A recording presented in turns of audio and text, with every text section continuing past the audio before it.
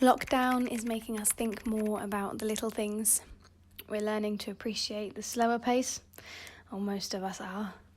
That first sip of coffee in the morning, the smell of clean laundry, the sun peeking in through the clouds for a few minutes each day.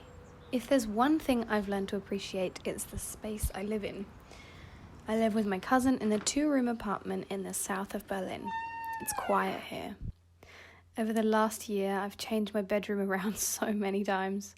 It's where I do everything. We have no dining room, so I eat in bed or at my desk. In the summer, we eat on the balcony, and when autumn came, I wanted to create a space where I could have people over. So I started looking for a new desk that I could use as a dining table. I found these trestle legs and a tabletop at IKEA, my favourite place. In October, I got rid of my little desk and bought the table and made use of it many times with friends until the restrictions got tighter again. I actually spray painted the legs in rose gold and they were black before. I love spray paint so much and it gives a really nice personal touch. I sit at this desk and read my Bible every morning. I love that I have such a big window that lets so much light in, even if I don't get any direct sunlight. Of course, direct sunlight would be better for most of my plants. I recently counted them and I worked out that I have 15 plants. One of them is fake, please forgive me, but the rest are real. The first in my collection was actually my avocado plant, I think.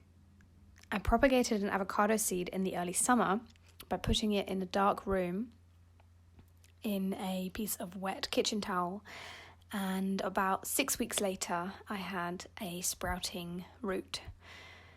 It won't ever grow any avocados, but it's definitely beautiful.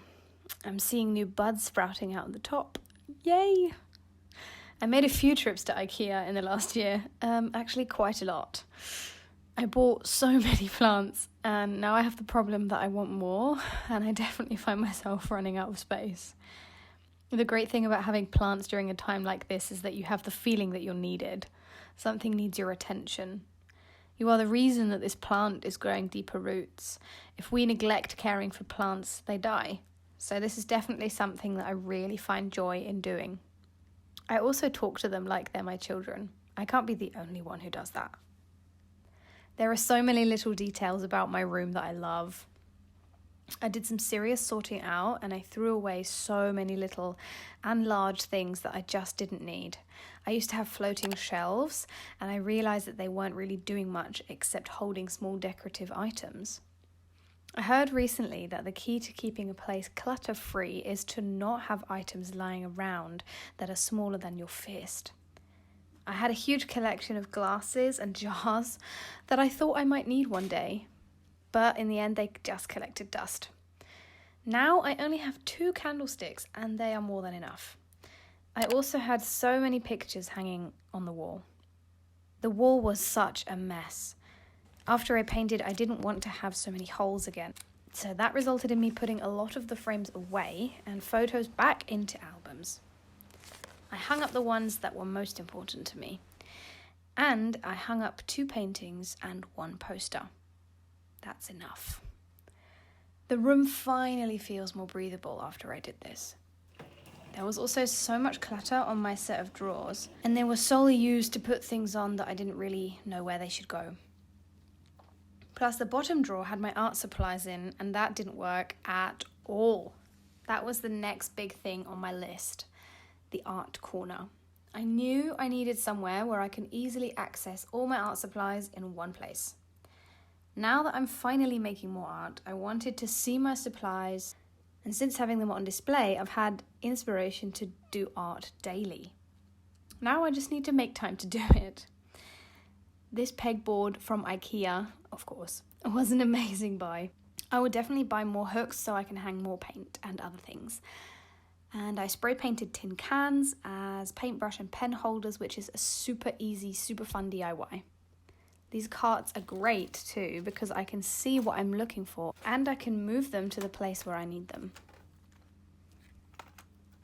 In 2019, I bought Euro pallets and they became my bed. but there was no storage under my bed, and boy, the amount of spiders after a few months, really not cool.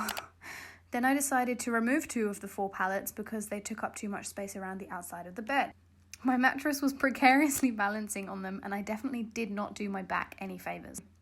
So I finally bought a real bed frame, and it's from IKEA. Finally, having a real reading corner was also important to me. It can double as a record listening corner too. I've been collecting vinyl records for about 5 years now, and though my collection is still very small, it's got some of my favourite stuff in there.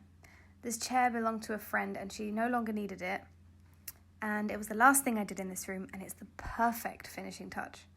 The chair I had before was severely outdated, and though it did serve its purpose and has seen some funny memories. If you saw my video about the books I read in 2020, you'll know that I didn't always love reading, but now I have this corner and I definitely intend to use it. So here are some before and after photographs. This room has seen so many changes over the years, and I'm finally happy with it. Ironically, we do want to move out soon though.